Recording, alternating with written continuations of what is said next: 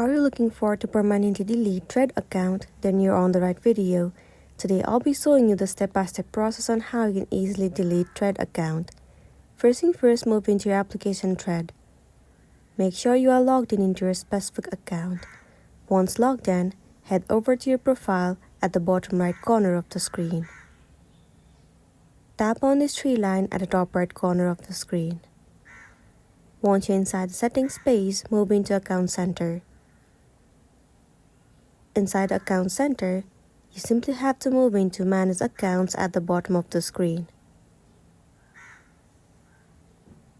Choose your specific Thread account and click on Manage. Click on Deactivation or Deletion. As you're looking for to delete, click on Delete Account and tap on Continue. Select any of the reason that you want and then tap on Continue. You have to click on No Continue with Deletion. From here, read the information, and once you are ready, click on Continue. Wait for a while for it to load.